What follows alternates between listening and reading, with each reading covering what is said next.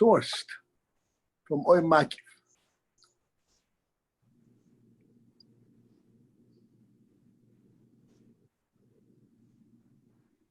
And we discussed a little bit what is Oy Makif, what is the allude to, which Oy Makif versus Oy Pnim.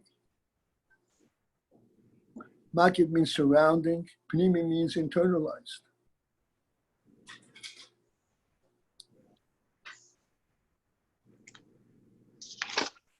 Surrounding means that which encompasses the entire reality.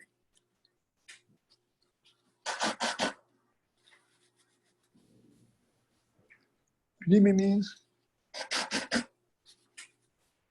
that which expresses what this reality is about.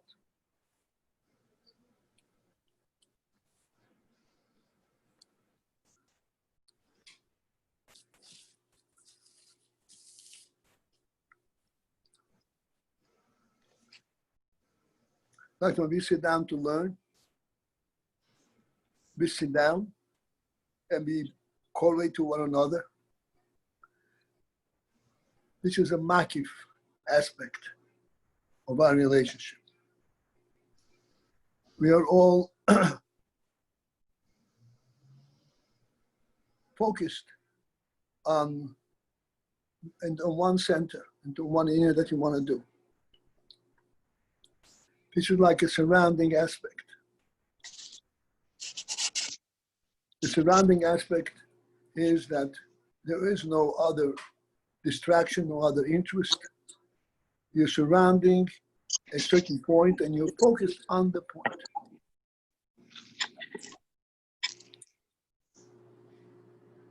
The point itself is what's called an oyer pnimi, meaning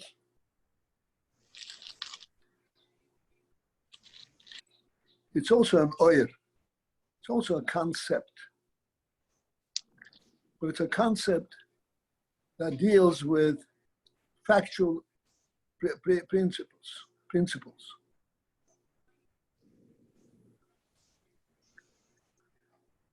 Not how things are from up and high, from the source, but how things are to be treated and utilized here on the bottom, on a practical level.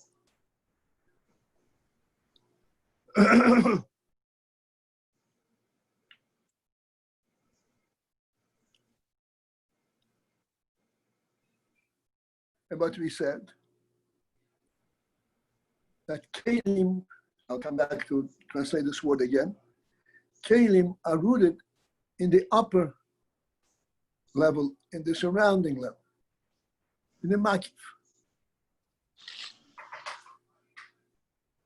In terms of our involvement, in terms of our occupation here,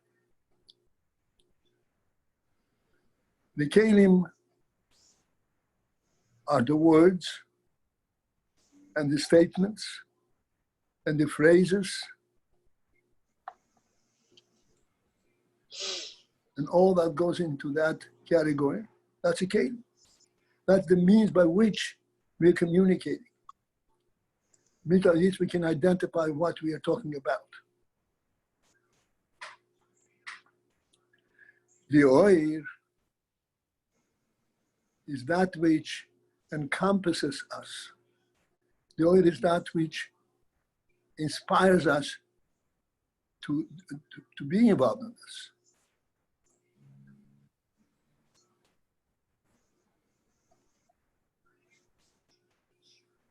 This inspiration is such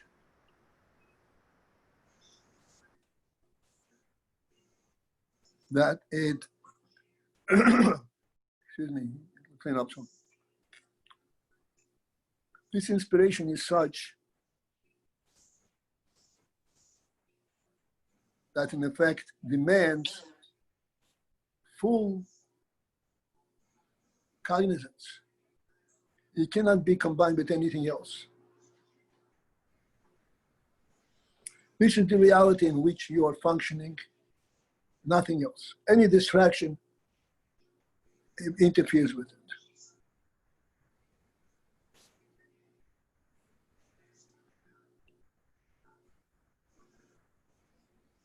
Which is called the makif.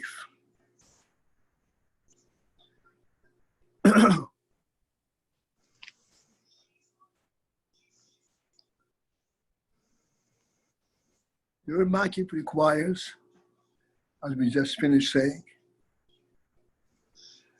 full focus. Even though that as we're learning, we're using words, what's called the kelim, by means of which we are communicating. The keli is totally bottled, to quote the words of the Maimon, to the oil. The words that we use to express what we are saying are unconsequential. Makes no difference what words you're using.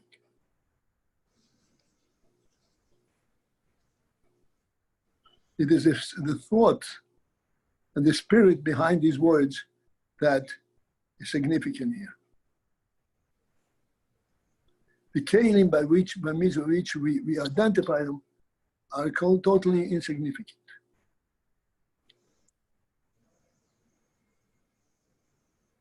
Yet,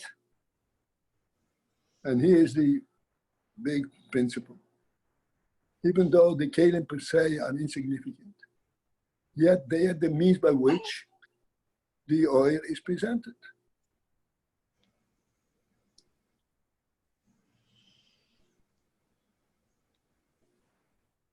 And this is what the Rabbi is saying, that the kelim have a quality of beetle. They are tangible presences and totally self-nullifying and identifying with the oil only, not with the function and the structure of the kelim.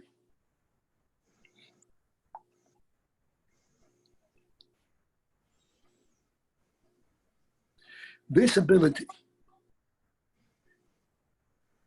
to have kelim, or coming back to our factual situation, this ability to speak and say words, and these words should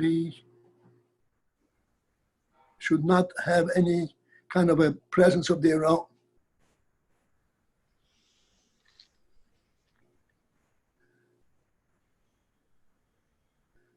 The words should be totally embraced by the oil, by the principle, the idea, the message that they are carrying.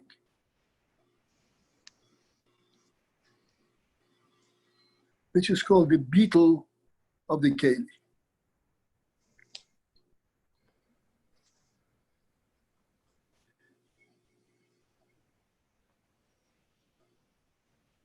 And the Rebbe is making a point here.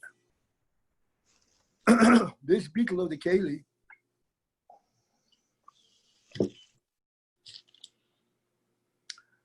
of the words and the means of which we are communicating may be interpreted that the reason that there is this beetle is rooted in the seichel, in the idea that they transmit. Because they are submissive, so to speak, to the idea, this is why they are bottled. And the Rebbe says that the beetle aspect in the keli is not from the oil that it carries, that it itself carries, not from the message that it carries. The beetle of the oasis or the words is not from the message that they carry. The beetle is from the oil makif. What's meant oil makif?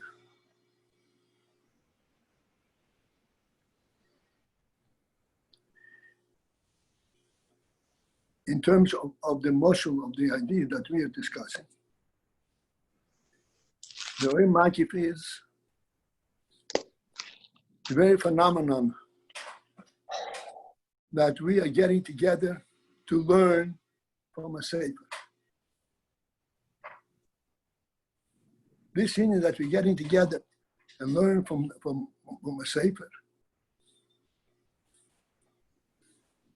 is not because we are curious what the Sefer is going to teach us. The reason we learn from this one Sefer is this Sefer is something which was written and given to us by our Rebbe.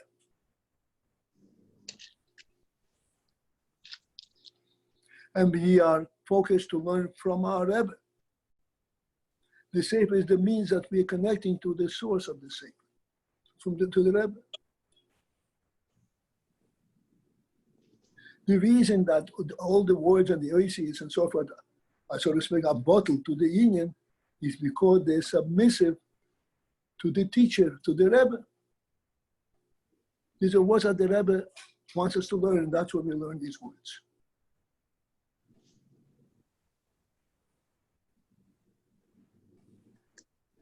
This is, in a certain sense, a means to understand the words of the Maimer. That the beetle of the Keli is from the Oir Makif. The beetle of the Keli is not from the oil that it carries, but from the oil that it's sourced in.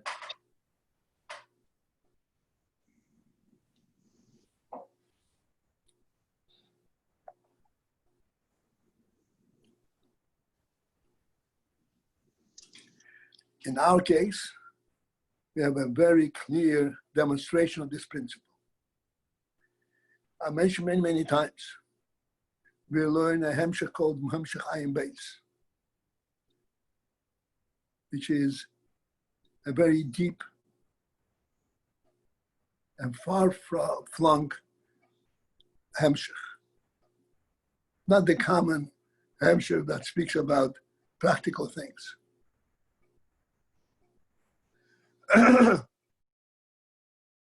What brings us together to learn this, as I said, far-flung ideas? We never think about them. We have no concept, even as we're learning, we have to kind of rise out of our sphere to understand what we're talking about. Yigul HaGadol and so forth. The reason that we acquiesce to go there, what brings us to this, and we are making every attempt to understand and to learn it, is because we are connecting to the Makif, to the source. This is a Maimah that the Rebbe said. And therefore, we want to learn it, and want to connect to it.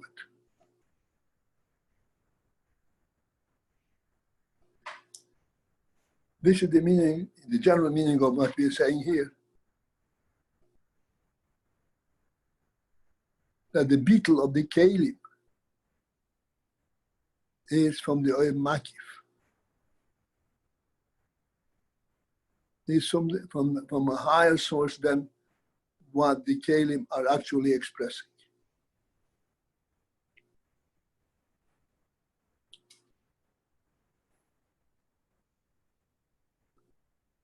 All right? Any questions? Why do we have to say that the bittul comes from the Makaf? Why can't we say that the bittul comes from the Pnimi? The Kaila carries the oil, or the cycle. The oasis carry the cycle, and it's bottled to its highest, to the higher thing, to the oil, to the cycle. Why do we need to say that the Kaila is bottled to the oil Makaf? Well, we are saying it because it says so in its Chaim. Its Chaim, it says, as we quoted before, the Kelim come al dehakos ein maki beipnimi. That is the Ishavas HaKailim. Yeah. But No, the Shoirish, everything. The Ishavat and the Shoirish. The Shoirish for Kelim is also in Pchina saying Makib Davki. That's in the mind. Right, but the Rebbe Rashab says, it sounds as his word. If Pisa Yeshloime, the Koich HaBitl Shel HaKailim is our Makav. That's the Koich HaBitl. So the Shoirish HaKelim is an Oir Makib. I understand, but why do we need to say that the Koich HaBitl comes from the Oir Makav?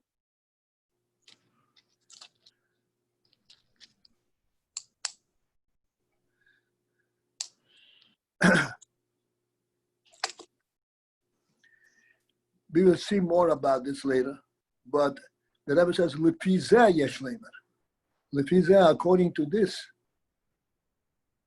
that we see that the Kelim are Agula, and the Kelim represents certain aspects of Oir Makif.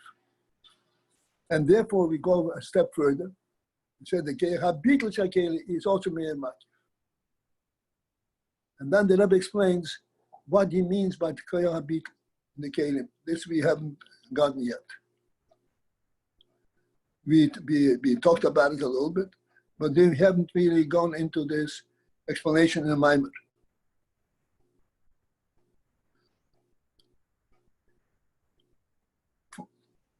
For us, as a starter, we have to reflect on this. As I said many times, to ask a question is easy. You have to reflect. Why does it mean the Koich HaBitl is from the Makif? What does the Koich HaBitl mean? Koich HaBitl means, what are you receiving through the Keli?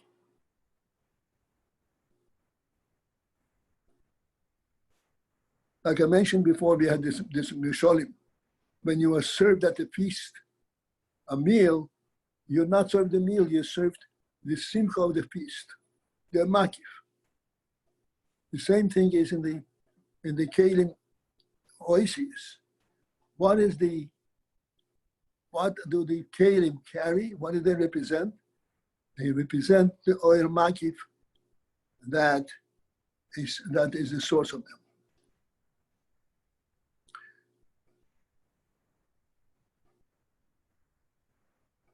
And the Rebbe goes further and says, this is what we're learning now, 4 lines from the bottom. Ulefizeh, according to this, meaning according to what we said, that the kelim are rooted in the oil makif.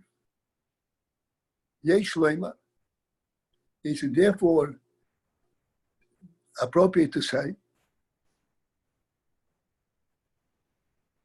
the koyach habitl shel hakeli, that the bitl quality of the keli, who meir makif, the bitl of the keli. The keli is a yesh, but the bitl that the keli represents is actually mehoyer makif.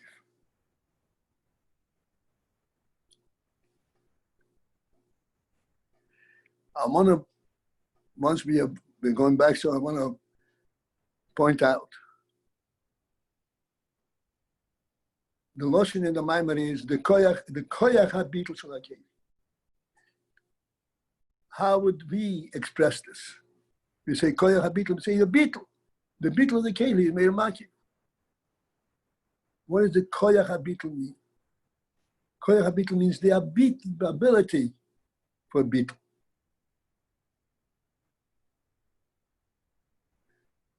What kind of koyach is bitl?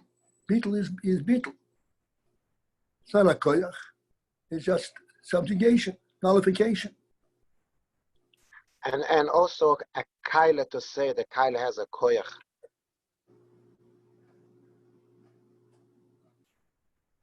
All right, that doesn't bother me so much. But when the koyach habitl shel hakeli,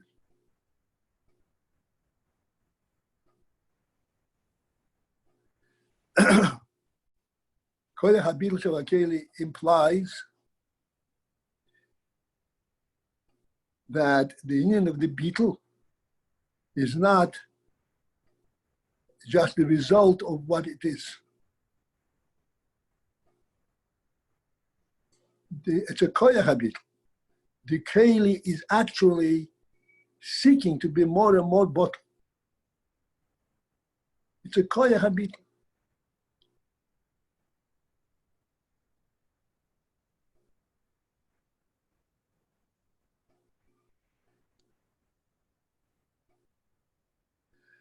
I'm sorry, it's seeking what? It's seeking to be more bottle to the oil.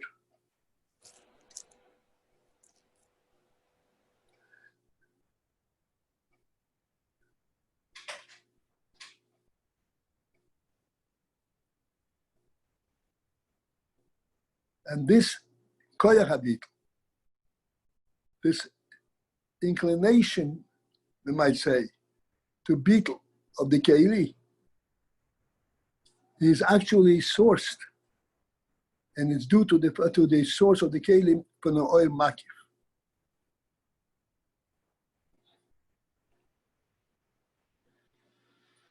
It is due to the fact that the keli is recognizing the presence and its own source in the oil makif. And this is why the keli seeks beetle, koyach beetle, in order to have been able to reveal the oil through its mitzias. What does it mean more and more?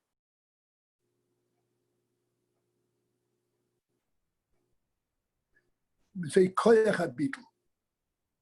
Koyach beetle means that the beetle is being effectuated by the keli. That means that the keli is seeking to be more and more bottle. What does more and more mean? More and more means less self-identifying and more recognizing the oil that it carries.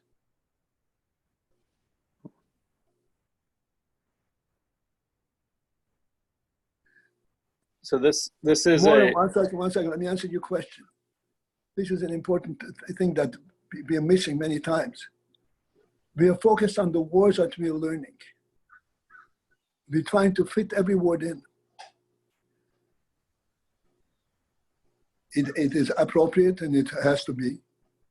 But ultimately, the purpose of that, the goal in this is to bring out the oil that's in these words. okay. The more we translate the words, the more we recognize that the words are not the real thing. Right. So if I'm understanding, it's pointing towards a very dynamic relationship where the keli there's a reciprocity. The keli becomes more and more bittul. It has a will, it's not inanimate. It has a tendency or a will of its own to become better and better. One second. Finish that sentence. How does it become better and better? By becoming less and less. This is what the Rebbe is saying. You have beetles in that keli.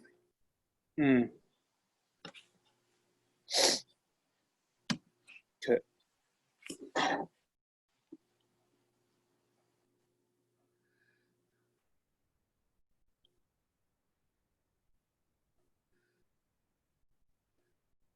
Okay?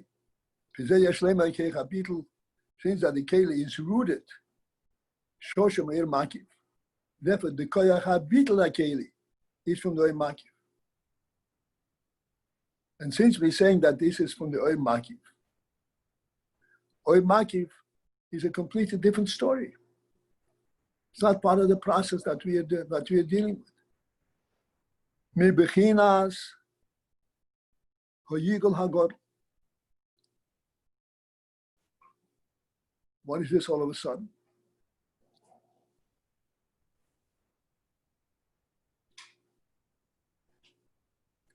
Oil makif.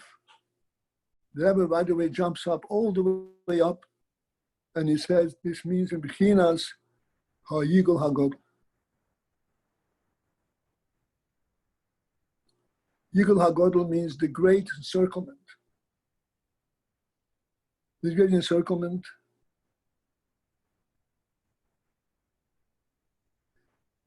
is even before the cup. It is the first moment after the tzimtzum. What is the first moment after the tzimtzum?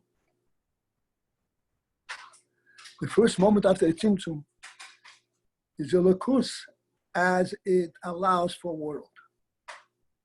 But it's a lakus. It is not world.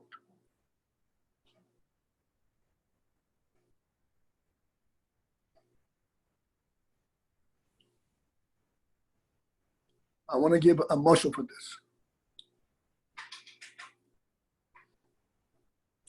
If you want to explain a thought to your friend, he's not aware of it.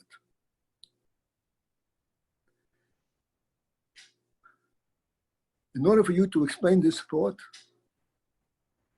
you yourself have to focus in to the principle and the source of this thought. What am I trying to explain to you? Why am I trying to explain it to you?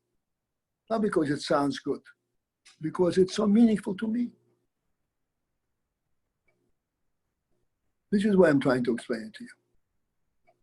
That means that at the moment when you are focusing on explaining, you are actually identifying with the reality of this thought. But what it means to you. This is a kind of allusion to the inner from Igul HaGodol. How this thought is true to you. This is what's exciting about it. This is what entices you to go and express it. How did that it's true to you illustrate Igul HaGadol? Is that because it lives within you in such an encircling reality?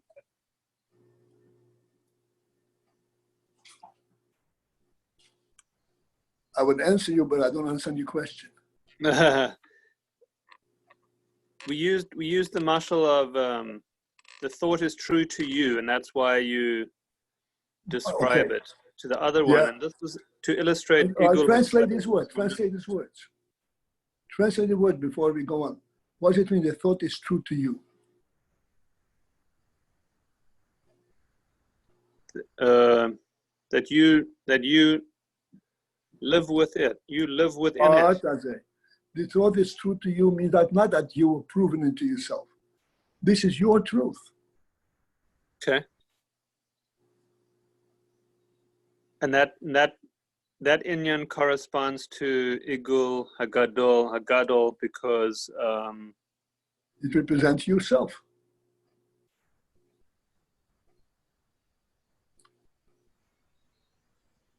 Like the right, and Igul Hagadol is what? It's like the concept of the wider reality, right? It's like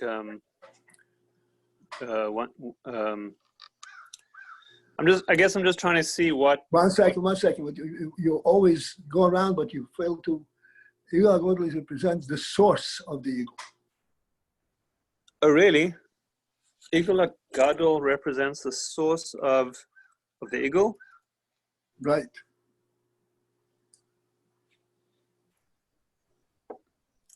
Just as we've now discussed in our little experience. Wait. So that seems like it's a synonymous with Nakuda, no?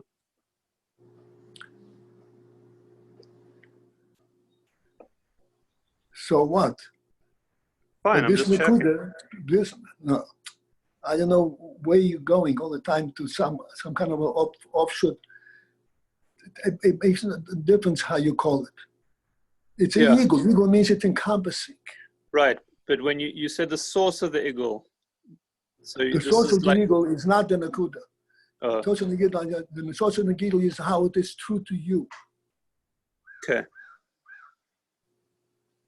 What is the truth as you have it?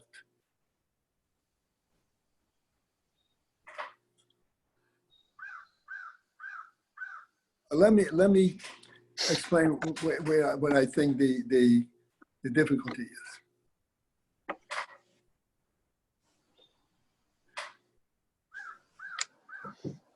What we are learning here and what we need to realize that yes, we are learning things with seichel.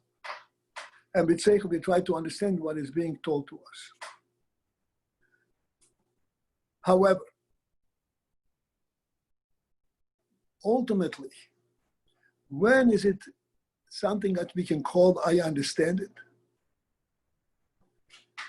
It is when I have this knowledge not as a result of what I learned from you or from the book. Rather, it is when I have this knowledge and I recognize that I always had it. This is my own reality. This is really the truth as I know it before I even began. And now I got to reveal it and know it. The truth of our seichel is in the Oinege Rotzen, and the truth of the Oinege Rotzen is in the Neshama itself. So when you say this is true, that means that ultimately, yeah, this is true, which are the Neshama itself.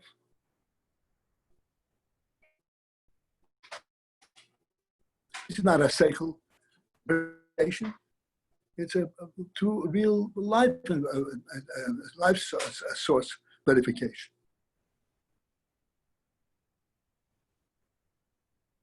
This is our makif. Can I just ask, and the nimshal over here, the nimshal is the Igal HaGodel, for which the source is the Or Eloki Lifnei HaTzimtzum. Right. Ultimately, it is source in Lifnei HaTzimtzum. But it becomes oir after the tzimtzum. But the source, like you're saying, the source is in the mashal, is you yourself. It's your truth. That's right. And then the nimshal, the source is divine truth. That's right. Absolutely. Can I ask another question, which is from left field, sort of? Ask everybody. Ask me innocent. I'm allowed to ask you that. Because I just don't want to know whether be ready to be distracted. Go ahead. So my question is, why can we not say that the reason that the makif is the source of the bittul, the makif has rather keach habittul more than the kelim have keach habittul. Kelim have, yeah, because they're coming from makif, right? Because their source is makif. Why does that make sense? Because makif itself, which I think we learned earlier, is because of its closeness to Elokus itself, it has bittul. Its very nature is to be buttled because of its closeness to Elokus. Right. So whatever comes, so if the kelim are sourced in makif, they have the bittul of makif. Does that make sense? This is what the Rebbe is saying. Once the Rebbe is pointing out, once we came to recognize, to point out that the keli is sourced in the makif, therefore we go a step further and say that the beetle that's in the keli is also from the makif.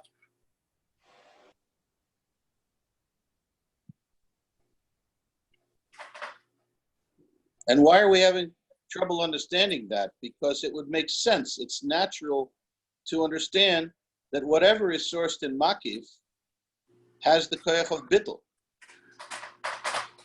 True. On the other hand, this is difficult to correlate to the principle of keli. Keli means mitzias. Okay.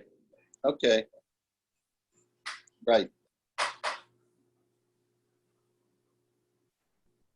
Okay. So that presents us with the problem. That presents a problem. That's why Yeshleim Elikei Habitul HaKelim Yer Makif. Okay.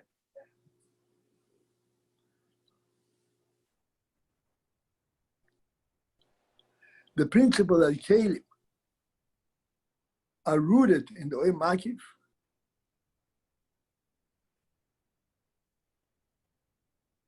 is clearly a very profound concept. And hopefully, eventually, we will be able to discuss some of it.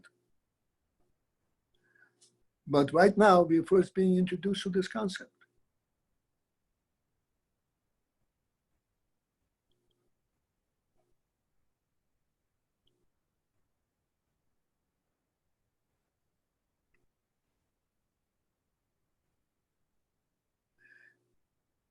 And the Rebbe does not stop at that.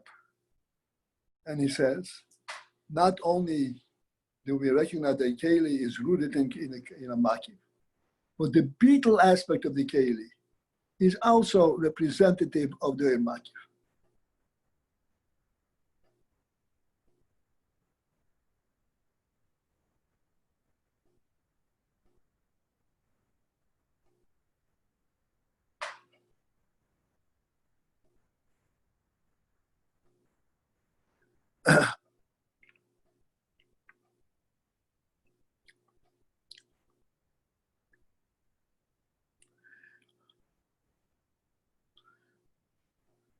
I want to use the moshel that we will be able to keep in mind as we go through this. The moshel is always on very low, tangible level. But if we have a sensitivity of the intellect, we will see the significance.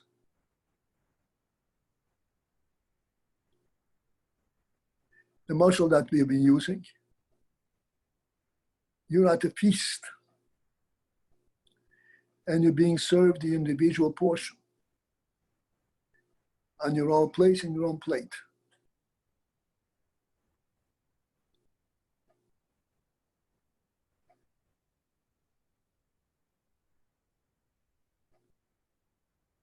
What is the spirit that your plate and your individual place represent?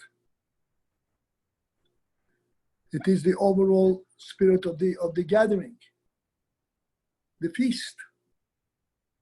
Even higher than the feast, what caused the feast? What's behind it? This is what it's about. This is what enables the individual serving.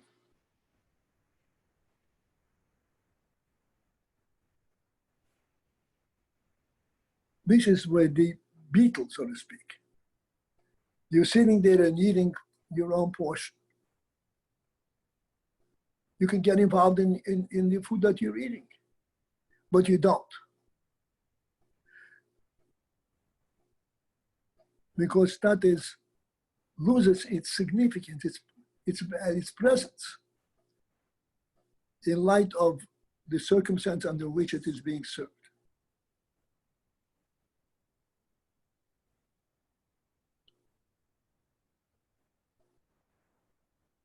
And what is the circumstance that causes such an effect on a plain, simple plate of food?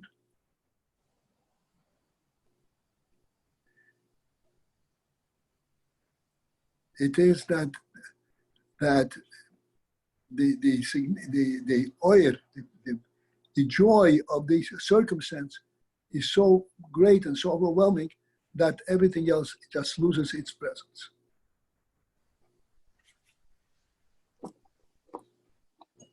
So this was a mashal for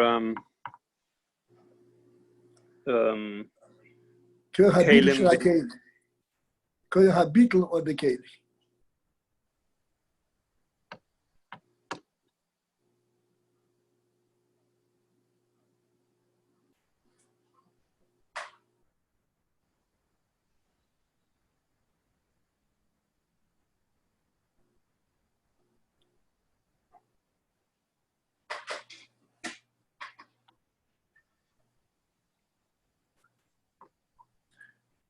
Koyach habitul shel hakeli.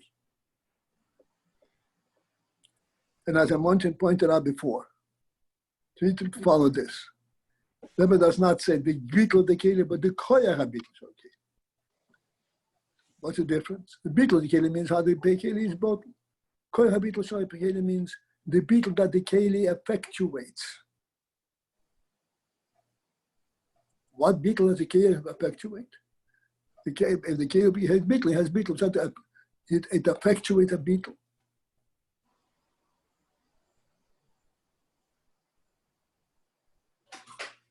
So coming back to our mashal, you have to be a little bit sensitive to this, but please listen carefully. When you are accepting the plate food at the and you go and make a bracha and you eat it,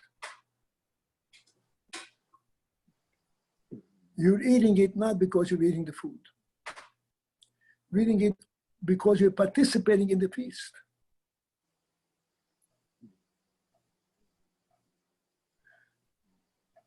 You may not even be hungry. But you're brought along into the feast, participate in the feast, participate in the joy that this feast is representing, the celebration that it represents, the wedding, bar mitzvah, whatever it may be. I see it. Okay, time check. Okay. Therefore, this is the pshat, the koyach habitul shebakeli.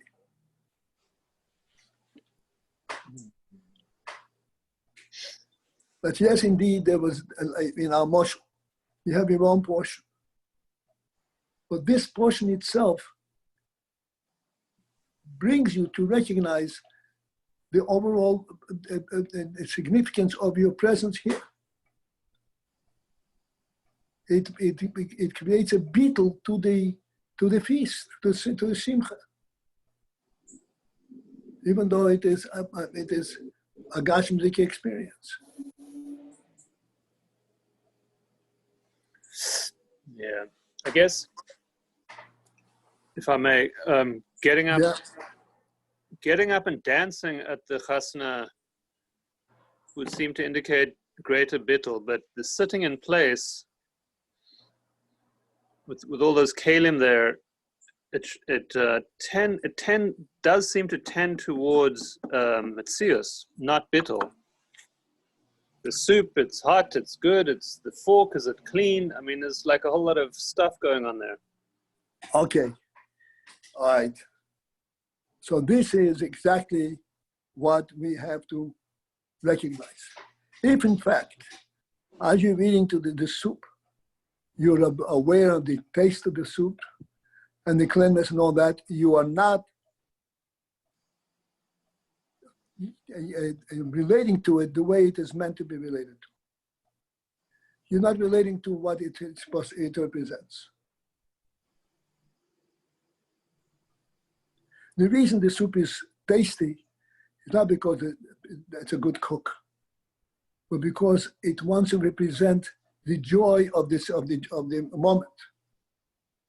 This is why we try to make it as tasty as possible, so that you appreciate that this moment is of significance.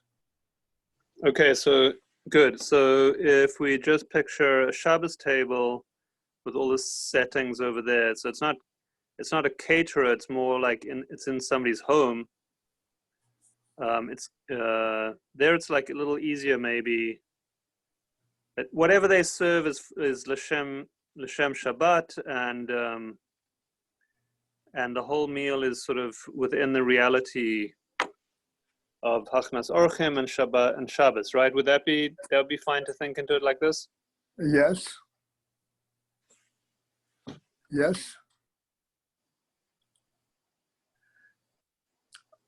I have a grandfather, my wife's grandfather, Allah Shalom. He was an old timer. When he sat and ate by the Shabbos meal, before every bite, he would say the Kobe Shabbos Kodesh. That's great. Yeah.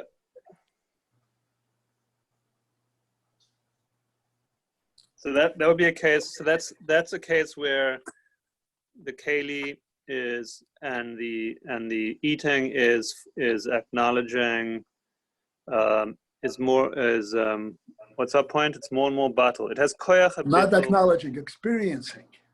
Yeah, and it good, and it has this, and like we said inside, it has koyach habitul, and it's sort of ever increasing. Correct. All right. This was the koyach habitul and the keli. The keli brings about the beetle. Yeah, that's pretty. So that's pretty great. I mean, that's pretty novel as well. I mean, typically the trouble with kalim is that they seem to have the danger of becoming unto themselves and people Right. handling them unto themselves. But here, the opposite. That's right.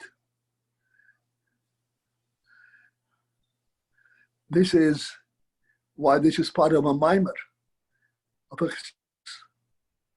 Part of my mimer chassidus on the deepest level. And we use this as a muscle to realize that in fact, our very life should be substantiating these truths. Okay.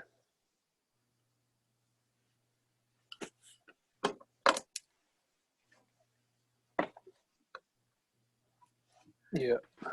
Yona, might also help to take a l'chaim. Hell yeah. L'chaim to that. Okay.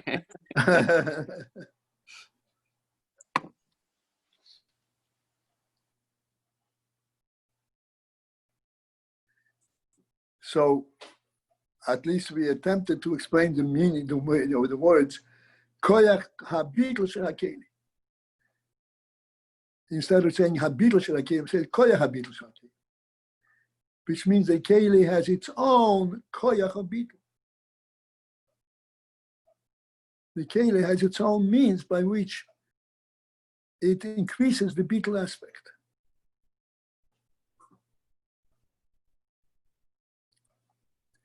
And where does it get that koyach? 3 lines from the bottom. Hu mehoya makif. That koyach is actually because the keli is rooted in the oyer makif. Upoyel bitl behakeli. And this oyer makif is poyel bitl in the keli. So the bitl in the kelim is very profound, because it actually is a reflection of the koyach habitl from the oyer makif.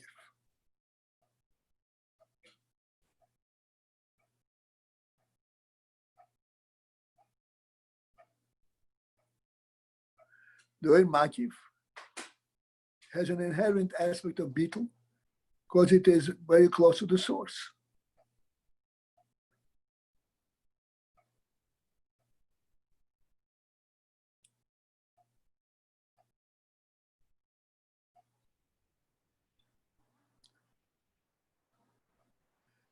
All right.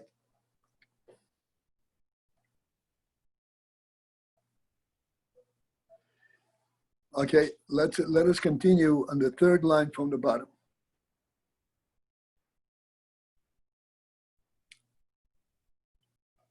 The introduction to this line was the words the koyach habitul shakira is from the Maya Makif. The B'chinas Iyu Agod.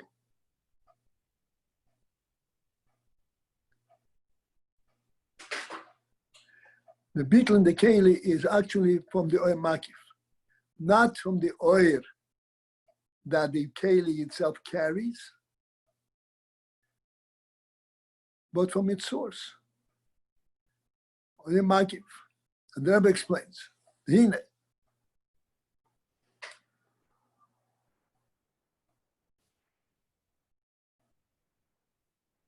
Okay, this is going to be, we have to give ourselves a little patience I'll wait until we get to the clarity of the point.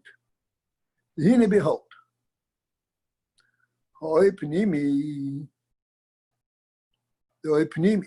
Pnimi means the oir that is actually contained and absorbed and recognized by the keli. That the keli can embrace. Who bivchinas islapshus is an islapshus mamach begilui. Begilui means in full regalia and full expression. Which means that the kelim can fully express, present this oir.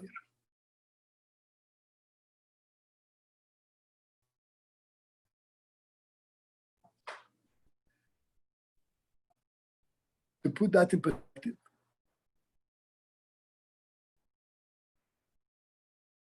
if you're explaining a seichel is an oir.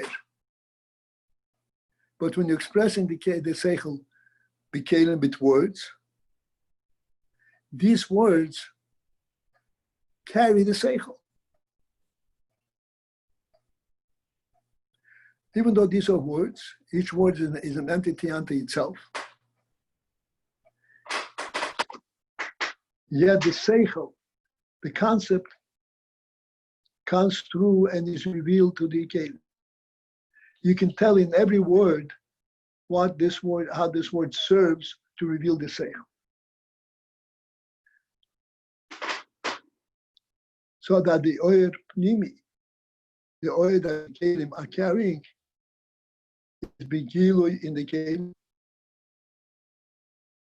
Since that it is begilui in the kelim, therefore it affects a beetle in the kelim. What's a beetle that it affects? That the kelim are not the metzias unto themselves, but actually they're part of the seichel that they carry. Thus, even though these are kelim in their phrases and words and so forth, this is not what they're about. The kelim themselves are pointing to the oil that they are carrying, that they represent.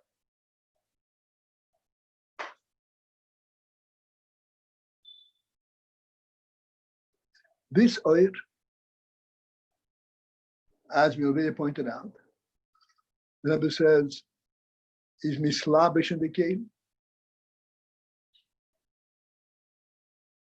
Mislabish in the kelim means that it is actually expressed, fully expressed in the kelim.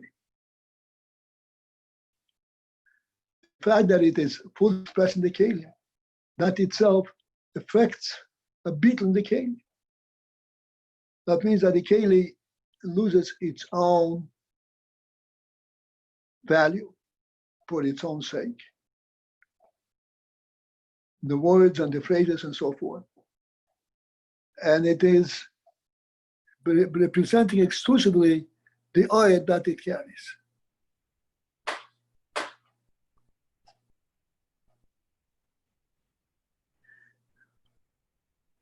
The beetle in the kelim,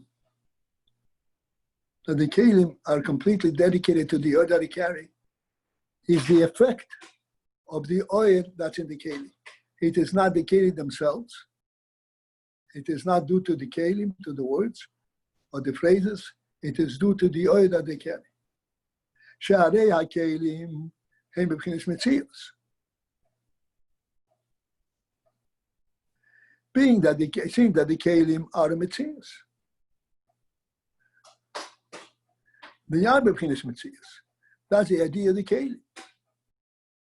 To have concrete presences.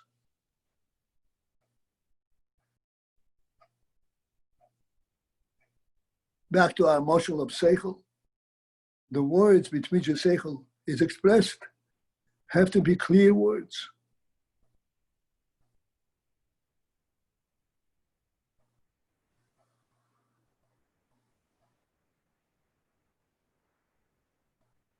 But these words are carrying the oil, the idea.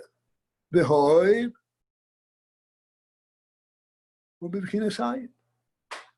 the oil that the kelim are carrying.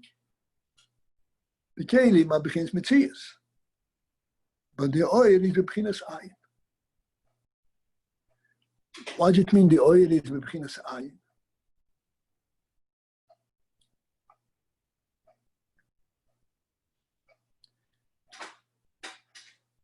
When we come back to our muscle from seichel, that may be lost a little bit.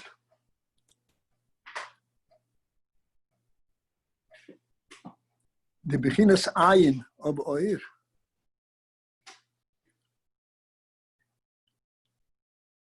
is in the fact, I'd like you to think with me this. You have a certain idea, and you're presenting the idea in words. The idea makes perfect good sense. Ultimately, even though it makes good sense on paper and in words and so forth, the ultimate significance of that idea is not at all at the level it makes sense. The ultimate significance of this idea is how it is true to you, to the nefesh order. Not how it comes to expression.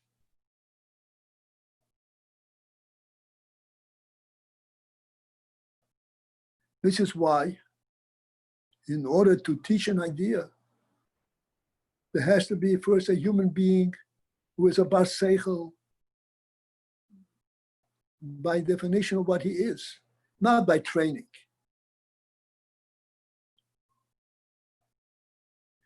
A human being has a sense of the truth by being from his nefesh,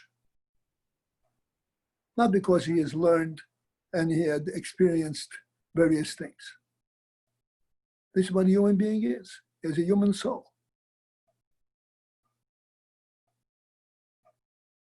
This is the oil that flows through the human thought process at all levels, all the way down to speech and action.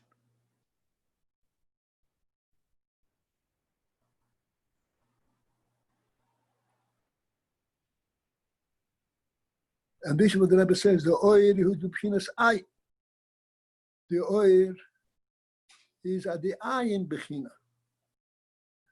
What's the ayin bechina? It makes sense. You just made the whole point. The reason that which makes sense is of value is because it is representative of the ayin of the neshama, of the truth that the neshama appreciates. Not because its seichel makes sense.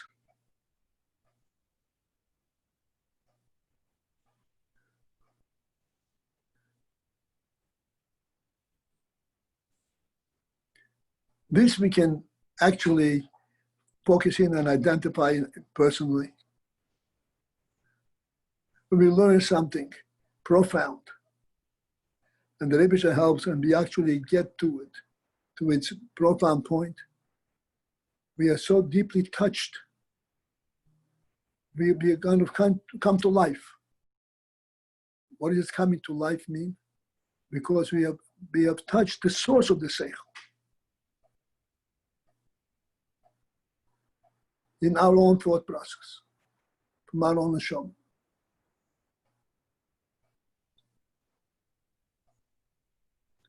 This is the oil is the beginner's eye. Eye means that it does not have a tangible presence in the world. It is a truth of a supreme level. Truth because it's true, like we said many times. Not because we have a means to explain it and prove it. This is oir.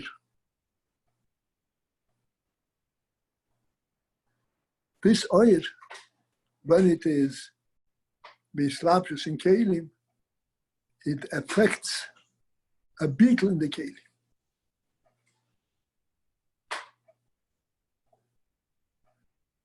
It effectuates a beetle in the kelim in the sense that in the keli you recognize that the real thing is not what is contained in the keli.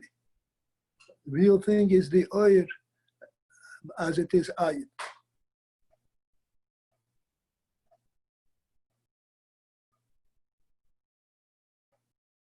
As it is sourced in a different realm and different source, different reality.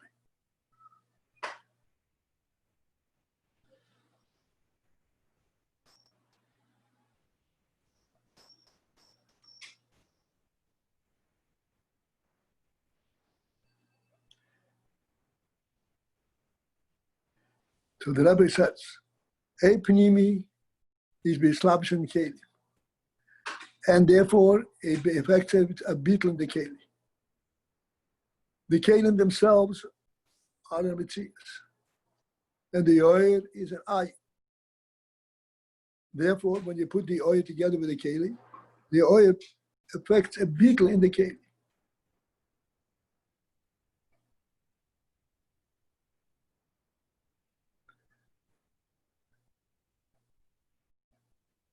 Rak except sheyesh hiluki madregis ba'oir. There are different kinds of oil. Generally speaking, b'chinas el makiv ve'pnimi. These are the general categories of oil, a makiv and ve'pnimi. The oil makiv means the oil as it represents a source. The pnimi is the oil as it is accepted in kelim. Madrigas in oil. So even though there are different madrigas in oil, avoklalus inyan ha'oil. Yet the general aspect of oil,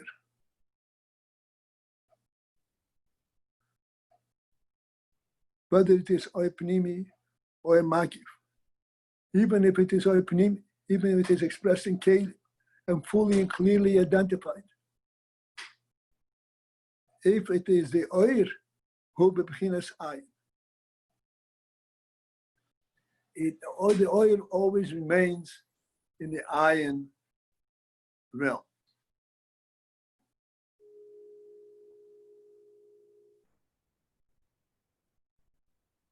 What does that mean?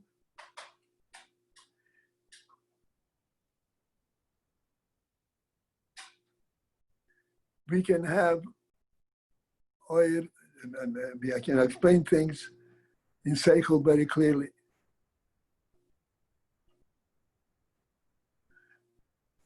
All kinds of proofs and all kinds of points.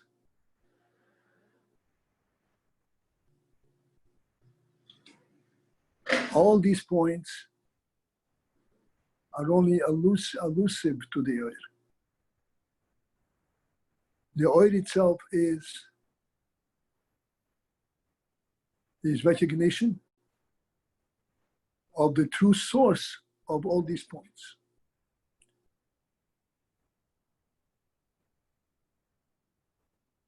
In other words, the reason that the oil is true, is correct, is not because I have proofs and I can structure things in the world. It is true because it is true in its own reality. It cannot but be as it is. It is not true due to circumstance, due to situation. There's a truth to that.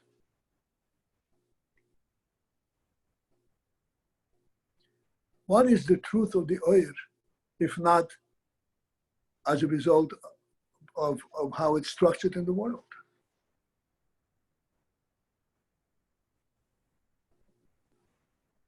This is extremely important, and we should see if we can relate to it. The truth of the oil is not how it is expressed in the world and it is structured and understood. The truth of the oil is that there is a creator to the world. It is the creator's command, presence in the world. That's the truth of the oil.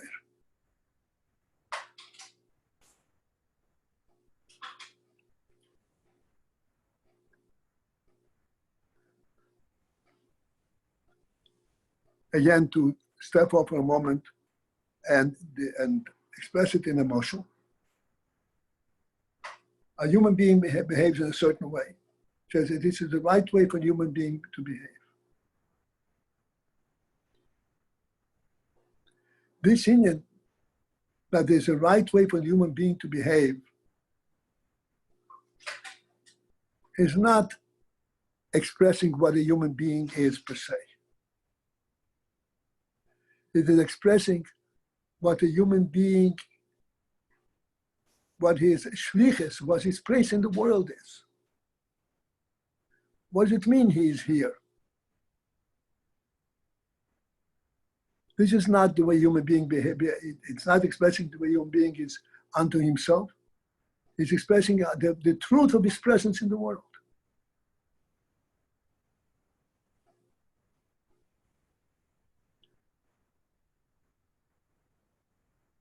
In other words, there's this makif that he carries along wherever he goes.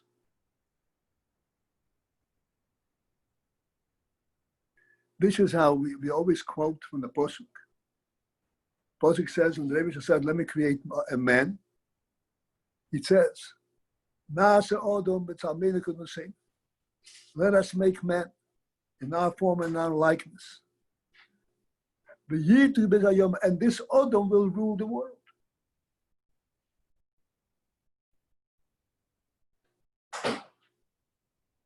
Now, but the significance of this Adam is not of his presence, but his effect on the whole world.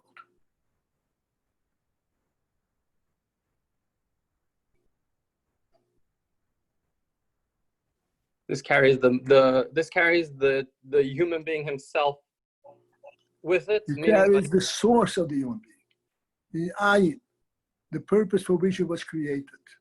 The purpose is the makif. Right. And the pnimi would be just the expression itself without that. Right. Okay.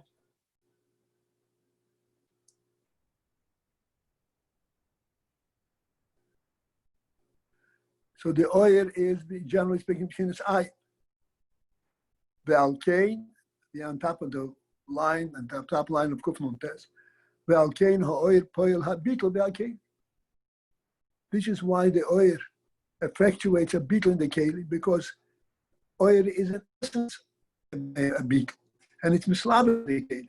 Mislabish in the kelim b'pnimius. Therefore, it transforms the kelim to what it is. She yugam kein mibchinas ayin.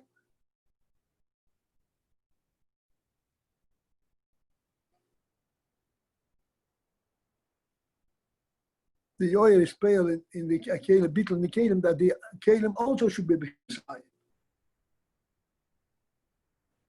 Because by the slapshot of the oil in the kelim, this actually brings the kelim to the point of we like oil. Sign.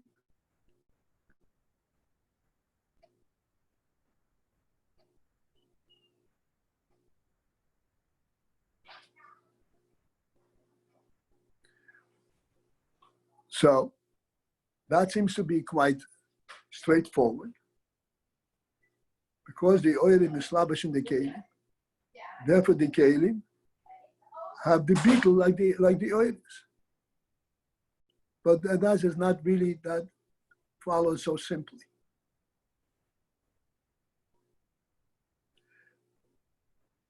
As we will see, we're going to have to stop here, but as we shall see, Mitzvah Shem,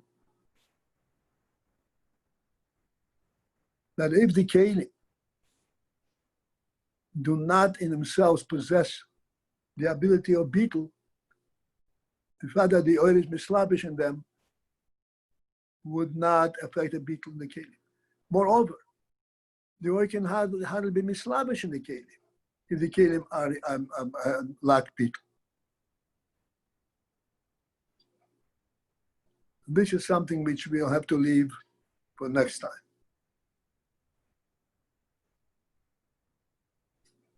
Shkayach. All right.